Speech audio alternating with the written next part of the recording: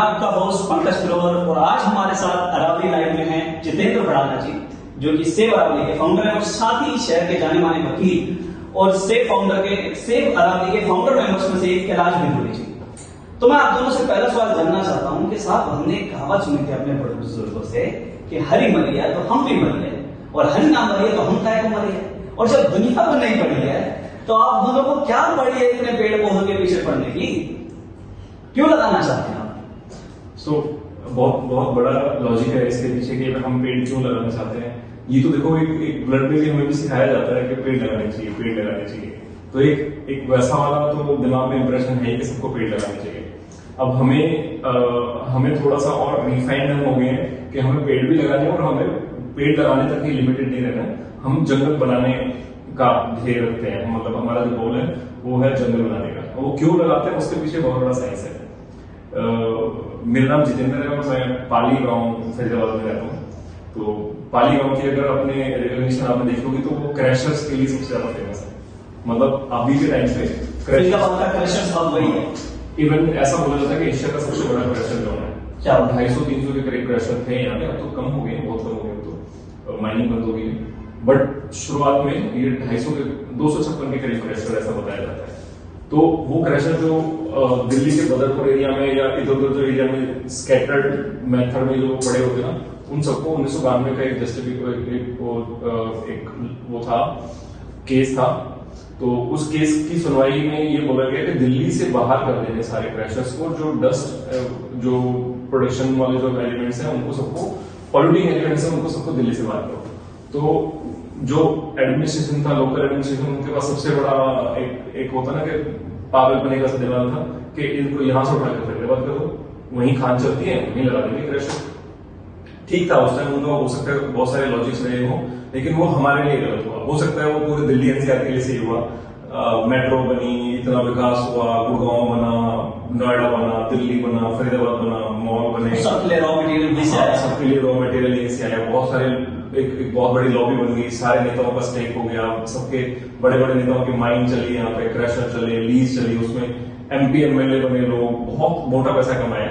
लेकिन उसमें अब होता ना कि जब कुछ भी प्रोडक्शन हो रही है, कोई भी ग्रोथ हो रही है, कुछ हो रही है, तो somebody has to bleed, और वो ब्लीड जिसका खून निकलता है वो लोग हम थे शायद। वो हम भुगभोगी थे। भुगभोगी इसलिए कि जो माइनिंग जहां हो रही थी वो हमारे पहाड़ पर हो रही थी। वो पहाड़ मेरे, मतलब जो मेरा घर है उससे करीबन 200 मीटर दूर ही ऊपर था। मेरा गांव घाटी एक एरिया है, मतलब 3 ओर से घिरा हुआ है वो। और उसके माइनिंग तो चलो ठीक है, एक होता है कि शोर शराबा हो रहा है, पत्थर खुद रहे हैं, तोड़ा ताड़ी हो रही है, डेली ब्लास्टिंग हो रही है, वो सब तक थोड़ा सा मतलब सहन करने वाला था। लेकिन उसके बाद जो हुआ, वो क्रैशर लगने के बाद, वो एकदम तांडव था, वो त्राही था। वो त्राही ये था कि हमारे बिल्कुल सर पे वेस्टर्न साइड में क्रैशर लगा दिए गए 250-300। और वो क्रैशर ऐसे कि आप देख रहे हो ना, मतलब पिछले 5-10 सालों से एनवायरमेंट के ऊपर थोड़ा सा हमारे दिमाग में कीड़ा आ गया। पहले तो कोई जानते नहीं था, पहले ऑटोमेटिक, हाँ, मतलब पता ही नहीं था कि एनवायरमेंट की दुनिया ऐसा कंजर्व करने की कोई कोशिश की जा सकती। कुछ लोगों ने शुरुआत की, पहल की। आज देखते हैं कि हमारे पॉल्यूशन, अगर गाड़ी का नहीं होता तो नहीं चलने देते पुलिस वाले, कोई पॉलिटिंग एलिमेंट होता तो नहीं चलने देते उसको। लेकिन उस टाइम आप सोचो कि क्रैशरों ने क्या तांडव मचाया होगा। तो उनको बस ये था कि एक गाड़ी में 10,000 रुपए बच रहे हैं, दिन में 5 गाड़ी बेच दो तो 50,000 बच जाएंगे एक गाड़ी में। ऐसी में 10 गाड़ी बना लूंगा तो 5 लाख रुपए में पर डे कमा रहा हूँ। और ऐसा हुआ तो क्योंकि सब कुछ फ्री का था, कोई लॉ नहीं था, और जो लॉ बनाने वाले थे वो सब इसमें एंगेज थे। 20-25 साल खूब तबाही मचाई उन्होंने। और उसमें जो डस्ट आई, जो उससे नुकसान हुए, वो सब पाली गांव को हुए। आज कंडीशन में है कि हम लोग खेती भूल चुके हैं, वहां पानी नहीं है, खेती नहीं होती है, क्योंकि सारी डस्ट आती थी, उसने हमें बिल्कुल ही खत्म कर दिया। हालांकि एक तो सबसे बड़ा लॉजिक ये था कि वहां जमीन ही नहीं है, फ्लैट जमीन ही नहीं है। और दूसरा प्रॉब्लम ये कि जो थी वो क्रैशर्स की वजह से उन लोगों ने 20-25 साल की प्रैक्टिस में सब भूल गए। दूसरा, वहां हम लोग पशुपालन करते थे, जो गांव वाले थे वो भूल गए। कुछ तो दिल्ली एनसीआर में हम लोग, कुछ तो विकास की बाढ़ में हम बह गए, लेकिन कुछ उन्होंने भी बर्बाद किया, अपना मूल भूल गए। हाँ, मूल भूल गए। और उससे बड़ी जो गलत जो हमारे साथ हुआ, वो जो दिखाई अब दे रहा है शायद, कि वो सारी डस्ट उठ के हमारे घर आती थी। आप रात को अगर सो रहे हो घर में, मतलब कमरा बंद है आपका, सुबह उठ रहे हो, तो आप 1.5 किलो धूल अपने नाक से निकालते थे। मतलब इतनी धूल, इतनी माइन्यूट वो पॉल्यूटेंट्स आते थे, आज की डेट में उनको फैंसी वर्ड दिए गए थे जैसे PM 2.5। तो ऐसे वहां पे PM बहुत PM 10 और 20 के अंदर ही जा रहे होंगे माइक्रोन्स। वो सब हम उन सारे PMs को हम ही संभालते थे। अच्छा। CM PM से हम संभालते थे, हम अपनी राखों में लगे थे। तो उससे जो बीमारियां जो हमें लगी वो बड़ी ही मतलब अनएक्सपेक्टेड थी। और उससे बहुत बड़ा ये हुआ कि ये खुद लोग, ये जो गांव वाले लोग हैं, वो गांव वाला थोड़ा सा एटमोस्फेयर ऐसा होता है, वो मानने को तैयार नहीं होते कि हमें ऐसा हुआ है धूल की वजह से, बिकॉज वो लोग पैसे कमा रहे थे या एक बड़ी लोग उसमें पैसा कमा रहे थे। सपोज 100 लोग हैं तो 100 में से 20 लोग पैसे कमा रहे थे और वो 20 लोग डोमिनेट थे, वो उन 80 लोगों को बोलने ही नहीं देते थे। आज तक भी नहीं बोलने देते हैं वो कि डस्ट से ऐसा कुछ होता है। वो उनको बोलते हैं कि तुम्हारे बच्चे वहां पर क्रैशर में काम करते हैं, पैसा कमा रहे हो तो धूल से क्यों डर रहे हो, गुड़ खा लेना शाम को। बट ऐसा नहीं होता है, वो हेल्थ या एनवायरमेंट या अपनी सेफ्टी को सब भूल चुके हैं। आधे से लोग मतलब हमारे गांव में आज अगर दिन में बैठ जाओ ना तो एस्टिमेटिक तो 50% लोग हैं और करीबन 30-40 लोग कैंसरस हमेशा एट अ टाइम। 30 आईसाइट में भी बहुतों की दिक्कत आई होगी। बहुत सारी बीमारियां हैं। तो इसमें आपने कैलाशी मदद क्या की? आपने क्या सोचा कि हम फरियाद नहीं करेंगे? सो उसकी ना हमने कुछ एक्शन लेने स्टार्ट किए उसके लिए। और फिर कुछ साल बाद तक मतलब जब सोशल मीडिया आया तो हम लोग सब कनेक्ट हुए और उसके बाद हमने डिसीजन लिया कि कंप्लेन वाला मोड तो ठीक है, इनको भगाना लात मारना तो अलग बात है, लेकिन हमें जो इन्होंने बर्बाद किया ना, क्रैशर लोन लगा के, गाड़ियां चला के, माइनिंग करके, वो सब उल्टे सीधे एक्टिविटीज इन्होंने किए, वो सब तो खत्म हो चुके हैं। फिर गवर्नमेंट के कोर्ट के कुछ और नोटिस आए कि यहाँ से ये बंद करके माइनिंग बंद हो गई, क्योंकि इन्होंने इनकी तबाही ओवर हो चुकी थी। पानी निकाल के सारा फेंक चुके थे, फेंक चुके थे, इनको पानी नहीं दिखाई देता था। करोड़ों रुपए की मशीन लगा के जो जमीन का पानी था उसको निकाल देते, फिर वहां माइनिंग होती थी। तो इससे ना जमीन, जंगल, सब जानवर सब बर्बाद। तो हमने फिर जब हम लोग सब आपस में मिले शुरू हुए सोशल मीडिया के थ्रू, तो हमने आपस में डिसीजन लिए कि हमें जंगल रेजुलेट करने हैं। यहाँ का जो फ्लोरा एंड फौना था वो हमने कहीं नहीं देखा है। हम सबने ना ऐसा माहौल अपने गाँव और जो भी अरावली के आसपास के गाँव है सबने लगभग देखा है। अगर मैं अपनी भी बात करूं तो मेरा गांव भी बिल्कुल अरावली से लगता है। आपका गांव कौन सा है? मेरा गांव अंखील है। 21D से बिल्कुल आज जो 21D 21C जो डेवलप हुए अंखील गांव के रकबे में हुए हैं। तो हमने भी ना बचपन से एक माहौल देखा है, चारों तरफ पानी बहता हमने देखा, बारिश में पहाड़ से पानी आता था, कई बार वो हमें आफत लगता था। उस टाइम पे इतना पानी पहाड़ से आता है, हमारे घरों में पानी भर जाता है, लेकिन धीरे धीरे वो बहुत कम होता चला गया। हम थोड़े बड़े होते चले गए, हमारी सोचने में लगा, हमने बाहर की दुनिया देखी तो दिमाग में आने लगा कि यार वो जो पानी आता था वो बहुत ज्यादा अच्छा था, वो पानी वो कहाँ गया आज के मुकाबले। लेकिन अब नहीं आ रहा है, हुआ क्या है, बाहर निकले देखा तो हम ध्यान गया कि आसपास जो जंगल था वो कितना हरा भरा और हमारे यहाँ के नेटिव प्लांट्स उसमें थे, लेकिन अभी कीकर ने कब्जा कर लिया। धीरे धीरे ये जो अब कर रहे हैं ना, ये एक दिन की सोच नहीं है, ये धीरे धीरे डेवलप हुई। यार ये हुआ क्या है हमारे आसपास। धीरे जब और थोड़े बड़े हुए तो हम देख रहे थे, हम छोटे थे बचपन में बड़खल झील नहाने जाते थे, हालांकि उसके ऊपर घर जाते ही हमें पिटाई लगती थी, पापा अलग मारते, माँ अलग डांटती कि भाई बड़खल में नहाने जा, वहां घास है पकड़ लेगी। तो उस टाइम डर भी था अंदर, लेकिन फिर धीरे धीरे जब थोड़े से बड़े हुए समझदार हुए, बड़खल झील सूखने लगी। दिमाग गया कि हुआ क्या है, जो हमारे चारों तरफ पानी का सैलाब होता था कहाँ चला गया। उस चीज पे सोचा समझा, कहीं समझ में आया कहीं नहीं आया।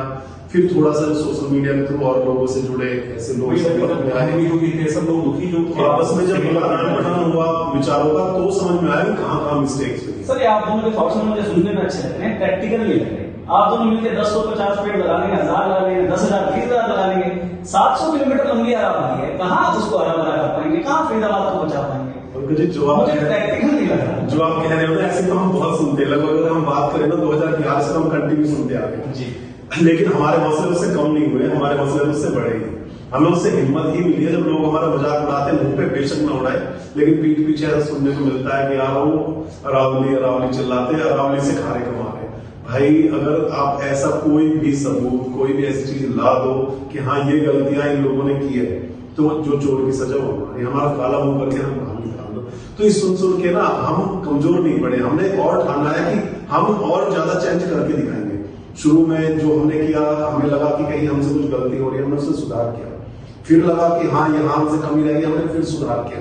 और हम हर साल ना कुछ नया लेके बेशक आते हैं, लेकिन हम पिछले में कुछ ऐसा सुधार कर रहे होते हैं जो हमारे पिछले कदम से अगला कदम हमारा बेटर होता है, जो अच्छा होता है। जितेंद्र जी, मुझे नहीं पता जिस एनजीओ के फाउंडर हैं वो एनजीओ क्या अपनी एग्जीक्यूटिव भी बिठाती है नहीं बिठाती, जो 3 महीने में एक बार बैठनी चाहिए, और आपके अलावा तो मुझे पता भी नहीं आपके एनजीओ में है कौन कौन। जो आपने बताया ना 3 महीने में आप मीटिंग करते हो या क्या कुछ होता है, हम 3 महीने में नहीं, डेली शाम को एक मीटिंग होती है, एक conference Without any meeting notice, है ना, उससे वो हमारे फोन के थ्रू ही होती है, स्पेशल ऐप के थ्रू ही, लेकिन सब लोग उसमें शामिल होते हैं, सबके इनपुट्स उसमें लिए जाते हैं, क्या कमियां रहेगी वो डिस्कस किया जाता है, आगे हमें क्या प्लान करना है, नेक्स्ट डे हमें क्या प्लान करना है वो भी उसमें डिस्कस। सर एनजीओ के एक्ट में इट इज कंपल्सरी कि जो आपकी एग्जीक्यूटिव है आप उसके नाम नंबर सब कुछ डिस्प्ले करें, आपने कहाँ डिस्प्ले कर रखे हैं? वेबसाइट पे तो है हमारे, वेबसाइट पे नहीं है। देखिए पंकज जी, जो बात आपने बताया कि नंबर कहाँ डिस्प्ले कर रहे हैं, एक तो ये है कि एनजीओ हमारा रजिस्टर्ड है, आप उसे कह सकते हो, लेकिन हम इस एनजीओ को कुछ इस तरह से चला रहे हैं कि हम कोई भी उसमें कोई अधिकारी नहीं है, हम सभी वॉलंटियर है। अगर आप जितेंद्र जी को बोलोगे कि आप फाउंडर मेंबर हो तो वो ऐतराज करेंगे यार मैं कोई फाउंडर मेंबर नहीं हूँ, एक थॉट था दिमाग में आया था, कारमा बना, लोग जुड़ते चले गए और हम सब आगे चल रहे हैं।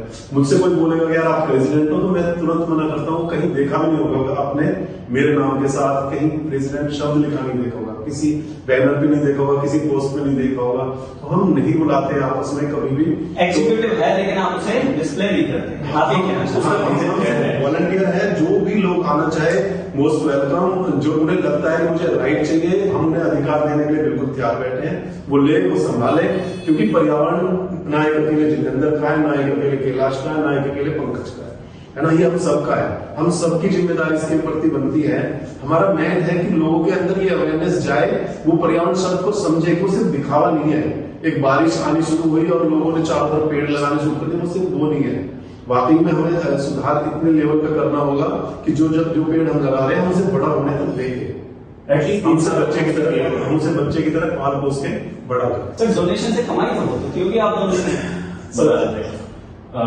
मैं एक प्राइवेट कंपनी में वर्क करता हूँ और अच्छा काम भी करते हैं, मुझे लगा पहले इसलिए सब कर रहे हैं। नहीं, मैं जॉब करता हूँ और गुड़गांव में मेरा ऑफिस है, दिल्ली में एक ऑफिस है, मैं फुल टाइम वो करता हूँ। ये हमारा सैटरडे संडे और शाम के टाइम का ऑफ टाइम का ये काम है जिसको हम वॉलंटियरली करते हैं, एक ही।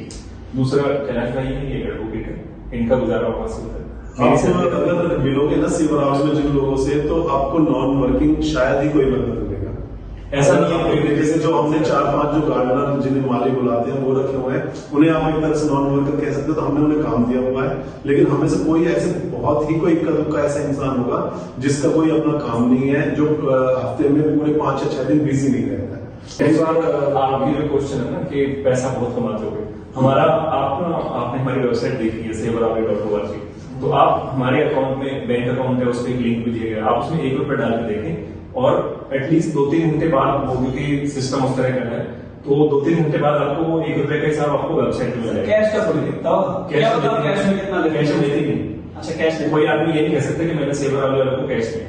अच्छा तो सब कुछ आप खाते के थ्रू ही लेते हैं? नेट बैंकिंग या पेटीएम या गूगल पे, ये सब जो ऑनलाइन है वो सारा एक जगह एक्यूमुलेट होता है, उसका हिसाब किताब एक वेबसाइट पे डाला जाता है और उसमें पैसा कितना आया और कितना हमने खर्च किया, कहाँ खर्च किया, पूरा हिसाब मिल जाएगा। तो आप कहना चाह रहे हैं कि आप ट्रांसपेरेंसी से काम करते हैं? ट्रांसपेरेंसी इतनी है कि मैं आपको एक खुद को ट्रांसपेरेंसी भी नहीं, बल्कि हम लेंगे चैलेंजेबल ट्रांसपेरेंसी। आप अगर कोई करना चाहेंगे मैं कमियां निकाल दूंगा तो हम चैलेंज करवा, हम अपनी गलतियां सुधारने चाहते हैं, अगर आप निकाल सकते तो आप निकालो। मैं ये मानता हूँ कि सरकार 750 करोड़ खर्च कर रही है भटकर को भरने में, आप मुट्ठी भर गिने चुने लोग सफेद गंजी डाल के खुद को पता नहीं क्या समझ रहे, तो आप 750 करोड़ से ज्यादा इकट्ठे करके तुम भर दोगे यार भटकर यार? नहीं, तो 545 मुट्ठी होने की तरह देखा जाएगा। अगर एक 150 करोड़ का एक रेशियो दोगे, जो नेता है या पूरे काउंसलर मिला या किसी जो आप सबके मिला लो, कुल मिला के कितने हो जाए? 550 वैसे लोकल लेवल में भी मिला लोगे तो मैं 2000 हो जाएंगे। बहुत बड़ा फिगर भी ले लोगे, लाख भी ले लोगे, छोटे मोटे ग्राम पंचायत ये वो जितने भी नेता, कहाँ 140 करोड़ कहाँ 1 लाख, अगर लोगों की ताकत को समझे ना तो बहुत कुछ किया जा सकता है। अभी क्राइम तो क्राइम ही है ना, अभी जैसे आप बोलो पुलिस उठ के क्यों आएगी, सुप्रीम कोर्ट की रूलिंग है, क्राइम तो क्राइम है। जब पुलिस किसी वैसे क्रिमिनल को पकड़ने के लिए उठती है भागती है तो ये भी तो एक क्राइम है ना, कि अगर आप एक जो कंजर्वेटिव जोन है और जो इतना पुरानी पर्वतमाला है उसको गंदगी मचा रहे हो, रूल निकल चुका है कि वहां डालना है आपको जुर्माना लगेगा, तो क्राइम है ना, तो पुलिस को आना ही चाहिए। तो मेरे को तो एक बीआईडी ऑफिसर बता रहे थे, पुलिस क्लास से रिटायर्ड थे, उन्होंने कहा यार हम तो यहाँ तो मर्डर का मुकदमा भी तब दर्द होता है जब लोग आके चौराहा जाम करते थे, तो हमारी तो खुशी रहती है भैया उसमें भी बचा जाए, क्योंकि क्राइम रेट कम शो करना है। तो आपकी बातों से कार्रवाई क्यों होगी, क्यों क्राइम रेट को पुलिस अपने यहाँ शो करना हम चाहिए? शोर मचाते हैं, जनता हमारे साथ है और ये सब हमको दिखाई देता है। किसी एक पुलिस चौकी का बताओ, अगर हमारे जैसे सपोज अभी मैं रिसेंट का बताऊं, नगर निगम गुड़गांव और फैजाबाद में मिलकर एक दिन कचरा डालना स्टार्ट कर दिया पाली के पहाड़ में, और जबरदस्ती डाला रात के टाइम। तो सुबह तक आधी जनता हमने इस एरिया के वहां लाके खड़ी कर दी थी, और पुलिस वालों की मजबूरी हो गई थी, नगर निगम की मजबूरी हो गई थी कि अखबारों में आके माफी मांगी हम लोगों ने। तो ये तभी पॉसिबल हो सकता है जब जनता खड़ी होती है, और उसको खड़ी करने के लिए हम बने। तो ये हम लोग काम कर लेते हैं। बात करें तो यहाँ से बेटा ही तानाशाह नहीं है, धमाके की जरूरत है, तो वही जमाना कर रहे हैं मिलकर थोड़ा। मैंने आपका इंट्रोडक्शन नहीं दिया, आप विकास जी हैं सेवा रावली से। विकास जी आप क्या करते हैं? मेरा नाम विकास थरेजा है और मैं सेवा रावली से मार्च 2019 से जुड़ा हूँ। मैं एक बहुराष्ट्रीय कंपनी में कार्यरत हूँ गुड़गांव में। बाकी जितना भी समय बचता है और स्पेशली सैटरडे संडे वो सेवा रावली के लिए ही मेरा पूरा का पूरा योगदान है। अच्छा, ये भी काम करते हैं?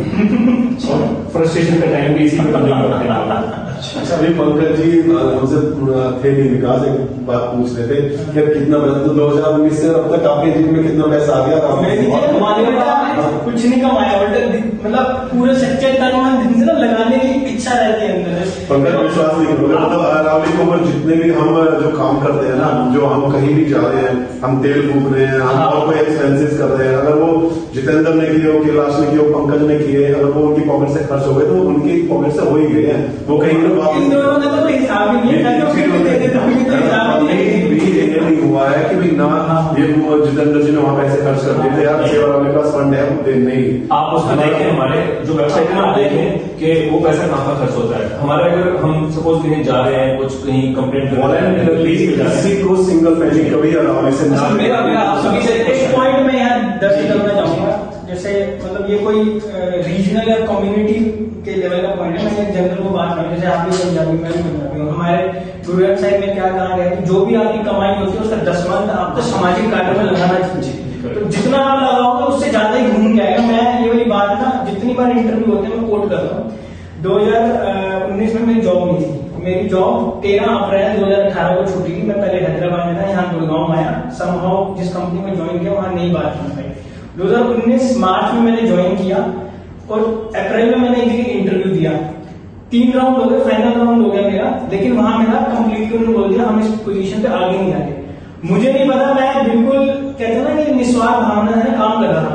मुझे ऐसा लगता है कि जो मैंने नेचर को दिया ना उसका इतना जबरदस्त मैजिक हुआ कि मेरे को अच्छे से याद है। सितंबर का लास्ट वीक था, मैं कैलाश भाई से पैसे लेके आया था खर्चे के लिए सेवा रावली की। मेरे को मैं घर पहुंचा, इमीडिएटली मुझे एचआर की कॉल आ गई कि आप 1 अक्टूबर को ज्वाइन करोगे।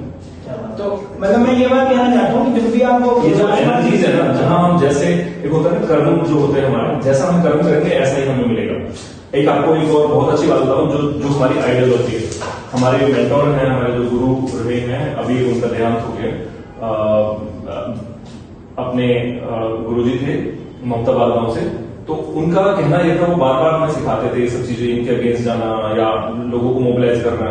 तो उनका एक बहुत सिंपल सा एक उन्होंने निचोड़ बना रखा था कि बेटा ये जो पैसे इकट्ठा कर रहे हो, जो काम कर रहे हो ना, इसमें से 1 रुपया नहीं जाना चाहिए बाहर, क्योंकि अगर समाज का पैसा आपने खाया तो अगले जन्म में गधा बनोगे, और हमको गधा नहीं बनना चाहते भाई। देखिए, ये कैलाश जी तो वकील हैं, आप एमएनसी में जॉब कर रहे हैं, आप भी एक एमएनसी में जॉब कर रहे हैं, एक बैंक के लिए काम कर रहे हैं। आप लोग तो अपनी जान बचा लेंगे प्रशासन से, लेकिन जो लोग आपके साथ जुड़ रहे हैं प्रशासन ने अगर उन पर दबाव बनाए तो आप क्या करेंगे? क्योंकि आप बातें इतनी खुल के बोलते हैं, इतना मुखर होके बोलते हैं। हमारी कोई भी एक्टिविटी ना तो एंटी गवर्नमेंट हम कुछ ऐसा काम करते हैं, ना हम लेफ्टिस्ट है, ना हम कम्युनलिस्ट है, ना हम किसी पर्टिकुलर पार्टी के अगेंस्ट है।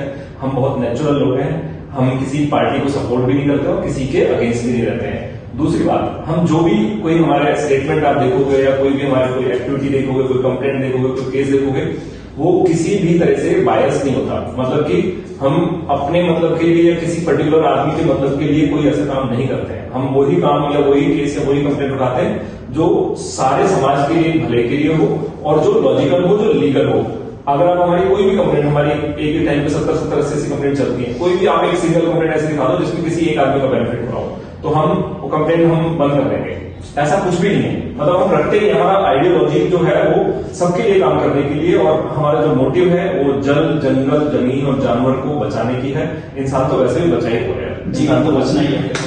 और एक इम्पोर्टेंट बात है, जो भी मेन जो फ्रेंडली ऐसे खतरनाक और खतरा मूल्य में काम होना वो कैलाश नहीं और जितेंद्र भाई ही रहते हैं जी, बाकी मतलब हमको ऐसा देखो, मैं भी 3-4 साल हो गए, और भी लोग हैं, आज तक मेरे को मालूम है कोई ऐसी हम पे किसी ने कोई अटैक नहीं किया, कुछ नहीं किया, क्योंकि यही ऐसे काम तो उसको खुद को शर्म आएगी यार, हम तो किसी के अगेंस्ट जा ही नहीं रहे, हम अपने हक मांग रहे हैं, हम जनता के हक मांग रहे हैं, हम पर्यावरण का हक मांग रहे हैं, हम पानी का हक मांग रहे हैं, जंगल का हक मांग रहे हैं। तो हम तो मतलब सर आप अरावली की लड़ाई लड़ रहे हैं, मैं अभी भी नहीं समझा। फरीदाबाद में इतने पार्कों के लिए जमीन है, मैं आपको मैप दिखा सकता हूँ, 2 नंबर के अंदर 12-14 पार्क चिन्हित हैं।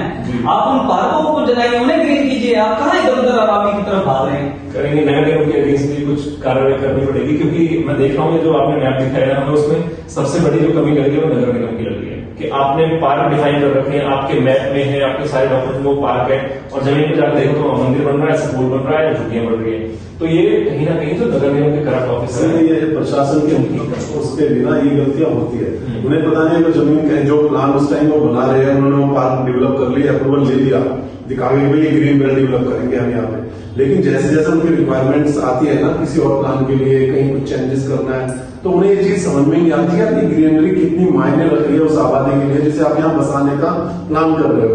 उन्हें बस ये दिखता है कि वो खाली जगह पड़ी है, नारे क्या करेंगे पेड़ लगा के, है लोग उसमें बसा देते हैं, है ना। और अगर कोई हम जैसे आप जैसे कोई बुद्धिजीवी निकल के आते हैं और शिकायतें करते हैं ना, तो उन्हें दरकिनार कर देते हैं। वो कहते हैं क्या नहीं रहेंगे तो सही, कहीं तो कुछ देंगे। इसका सिंपल सा थोड़ा सरकार के पास, सरकार चाहे तो आपके जो अपना प्लान है उसको रेट्रोस्पेक्टिव इफेक्ट से उसको एग्जीक्यूट करवा सकती है। वो कहे यहाँ पार्क थे, ठीक है अभी थे पार्क, 1985 के बाद यहाँ पार्क डिक्लेयर हुए थे, हम इसको 1964 से यहाँ पे कॉलोनी डिक्लेयर कर देते हैं, सरकार के पास तो पावर है। उस केस में आप क्या करेंगे?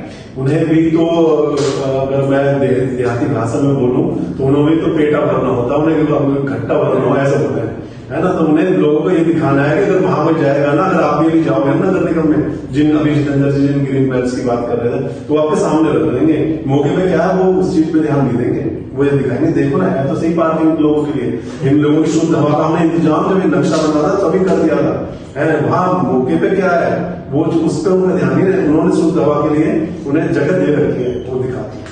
और लोग भी ना अभी धीरे धीरे अवेयर हो रहे हैं, जैसे जैसे हम लोगों ने ये मास मूवमेंट क्रिएट करी, तो लोग लोकल लेवल पे अपने आप अवेयर होकर ना एफर्ट्स लगा रहे हैं। वो है ना बड़ा काम करते तो छोटा काम अपने आप वो उस चीज में विकास जी, जिस स्पीड से आपकी सेव अरावली चल रही है ना, आपकी 100 जनरेशन लेते हैं कि 700 किलोमीटर के पहाड़ को बनाने में। कोई बात नहीं लगा देंगे, ऐसा तो कुछ नहीं, लेकिन ये काम होकर रहेगा चाहे कुछ भी हो जाए। 100 तो नहीं लगेंगी, इसी जनरेशन में हो जाएगा। 20-30 हजार पहाड़ आप हर साल लगाएंगे, उससे ज्यादा तेजी से काटे जाएंगे तो जंगल कब विकसित होंगे? पंकज जी मैं आपको बता देता हूँ, हमें ना खुद पर यकीन नहीं होता है कि हमारे साथ कितने लोग जुड़े हुए हैं। जरूरी नहीं है वो सबने हमें कागज दे रखे हो या हमने रजिस्ट्रेशन कर रखा हो। आप हमारे किसी भी गैदरिंग में आप देखें, हम सोच के चलते हैं 10 लोग आएंगे, वहां 50 लोग आते हैं। हम सोचते हैं 50 लोग आएंगे, वहां 200 लोग आते हैं। हमारी अरावली यात्रा हम जो करते हैं उसका लॉजिक ये था कि हम जंगल के साथ लोगों को कनेक्ट करें, और हम ये सोच के चलते हैं कि 50-60 लोग आएंगे, जबकि लोग आ जाते हैं उसको 200-200। तो ये ऐसा नहीं है कि हम लोग कहीं से चाबी भर रहे हैं या कोई लोगों को मतलब कुछ हम कुछ बदला रहे हैं। लोगों का अपना निकल के आ रहा है, सबके मन में फ्रस्ट्रेशन है, सबके घर में बीमार बैठे हैं, एनवायरमेंट से सब दुखी हैं, बट कहीं ना कहीं वो जो स्पार्क लेने की जरूरत थी वो सेव अरावली ने किया, और उसकी वजह से आज आप देखो कि जो आप बोल रहे हैं 100 साल लग जाएंगे, 200 साल लग जाएंगे, नहीं लगने देंगे। आप देखो सुबह आज आज की ड्राइव थी, हमें नहीं पता था कितने लोग आने वाले हैं, अनएक्सपेक्टेड भीड़ चल बारिश हुई थी। जो लोग घर से निकलना पसंद नहीं करते वो आज पहाड़ में थे और पेड़ लगा रहे थे, है ना। बहुत ऐसे कपड़े सने हुए थे मिट्टी में, तो एक कह रहा था कि मेरे सने कपड़े देखकर ये मत समझना कि कीचड़ में फिसल कर आया हूँ, अरावली का प्रहरी हूँ, पेड़ लगा मिट्टी में खेल कर। क्या तो ये है ना, वो सने हुए थे, और ये नहीं कि हम स्लिप हो गए गिरे, नहीं, उन्होंने हाथों से मिट्टी हटाई है, पेड़ लगाए हैं, है ना, कपड़े उनके मिट्टी में सने हैं। पंकज जी इसमें एक और ऐड करना चाहता हूँ कि हमारे साथ ना ऐसी कम्युनिटी जुड़ी हुई है जो शायद आपको शीशों में दिखाई दे, जिन तक पहुंचने के लिए आपको 10 सिक्योरिटी गार्ड पार करने होते हैं, वो वहां जाके पेड़ लगा मतलब एक अल्ट्रा प्रीमियम कंपनी कैटेगरी के लोग हैं जिनके मन में कहीं ना कहीं एक चसक रहती है कि आपने पैसा कमा लिया, आपने इतना बड़ा एनवायरमेंट वो बना लिया, अपना डोमेन बना लिया, आप इंडस्ट्रीज बन गए, आप बहुत बड़े मतलब मालदार आदमी बन गए, लेकिन एनवायरमेंट के लिए पेबैक क्या चाहिए, ये वो लोग जुड़ रहे हैं हमारे साथ। एक पॉजिटिव रहा है सेवा रावले का भी, जो चर्चा हुई है, शोर मचा है ना, लोगों के अंदर गया है कि यार ये कुछ है तो सही, शुद्ध हवा है, ऐसे ही नहीं चला रहे, शुद्ध हवा कोई मुद्दा तो है। अगर आप देखोगे सब शहर की बात कर रहे हो कि भाई आप जंगलों में लगे हो, शहर में नहीं, लेकिन यहाँ भी शहर में बहुत एक्टिविस्ट हैं जो ऐसे ही ग्रीन बेल्ट पे काम कर रहे हैं और जो आसपास कर रहे हैं। राकेश नरोला जी का मैं नाम लूं, आपने देखोगे तो वो साथ देते हैं, है ना। वो अपने आसपास यहाँ जो भी ग्रीन बेल्ट है वो ये जहां भी लगते हैं, फलाने इंसान ना उधर 100 पेड़ लगा रहे हैं, चलो मैं देख के आता हूँ वो जिंदे हैं नहीं है, वो उन्हें जिंदा रखने के लिए अपने एफर्ट करते हैं। क्या तो किसी ने बीज बोया तो उसका ख्याल वो उनका ध्यान रखते हैं। तो ऐसा जरूरी नहीं है हम ही लोग हैं, हम ही मतलब कृष्ण जी बने हुए हैं, ऐसा नहीं है। हमारे अलावा बहुत सारे देखा है कि हमें और लोग भी अपने अंदर चेंजेस ला रहे हैं, जो गलत कर रहे थे वो कुछ कम गलत कर रहे हैं, आने वाले दिनों में बिल्कुल गलत नहीं करेंगे, तो ये सुधार भी ना एक बहुत पॉजिटिव है, तो बहुत फास्ट डेवलप हो रहा है। जाते बाकी एनजीओ के लिए जो एनवायरमेंट के लिए काम कर रहे हैं, क्योंकि आप अकेले नहीं हैं, बहुत से लोग, जी, आप उनके साथ जुड़ने के लिए क्या मैसेज करना चाहेंगे कि देखिए जब 5 उंगलियां जुड़ेंगी तो एक मुट्ठी बनेगी, और मुट्ठी जब बाहर करेगी तो जोर से लगेगा। मैं बता देता हूँ, वैसे अभी भी हम अकेले नहीं हैं, हमारे साथ फरीदाबाद के जो सारे अच्छे एनजीओ हैं सब जुड़े हुए हैं। दूसरा, जैसे मैंने बताया, हमारा जो मॉडल है उसमें हमने 5-7 लेबर वाले रखे हुए हैं, माली भी हैं, बहुत सारे वर्कर्स हैं जो रेगुलर पेमेंट पे काम करते हैं, तो उनकी जो सैलरी है ना, वो सब हम कुछ तो 100 रुपए इकट्ठे करते हैं, उनमें से आते हैं, कुछ ऑर्गेनाइजेशन ऐसे जो हमें सपोर्ट करते हैं, जैसे कि रोटरी क्लब है, दिल्ली का एक रोटरी क्लब है, फरीदाबाद के 2 रोटरी क्लब है, वो हमें हमारा जो खर्चा है ना, लायंस क्लब है फरीदाबाद का, तो वो हमें जो मंथली हमारा खर्चा उसमें से कुछ कंट्रीब्यूशन उनका भी रहता है। तो जो अच्छे लोग हैं जिनकी मेंटालिटी इन सब चीजों से कि भाई आजकल वो देखते हैं ना आप, जो कि भाई एक बीमार आदमी उसको 7 आदमी एक केला पकड़ा रहे हैं, तो ऐसी वाली मेंटालिटी से एनजीओ वाली मेंटालिटी से बाहर आ चुके हैं, वो लोग हमें सपोर्ट कर रहे हैं, और हम भी चाहते हैं कि उन लोगों में कन्वर्जन हो, वो मेंटालिटी उनकी चेंज हो कि वो एनजीओ बना के ना खेले और जमीन पे वास्तविक लेवल पे काम करें। हमारे पास इंफ्रास्ट्रक्चर है, हमारे साथ जुड़े, और जो उनकी मेंटालिटी है, जो उनका मतलब मन है किसी चीज को कन्वर्ट करने का, वो हमारे साथ रेडी करें, तो हम तो वेलकम करेंगे सबको। आप सबका बहुत बहुत धन्यवाद आज अरावली लाइव के लिए इंटरव्यू देने के लिए। Thank you so much. आपका भी बहुत बहुत धन्यवाद, आपने इतने एफर्ट पकड़ने के लिए। उम्मीद है जारी रखेंगे इस एपिसोड्स को, और बाकी लोगों से भी जो दूसरे एनवायरमेंट के प्रति सजग है, नहीं या तो जिन्हें सजग करना है, उनके भी इंटरव्यू आपकी मदद से लेते हैं। Sure. Thank you. Next time करेंगे। Thank you so much.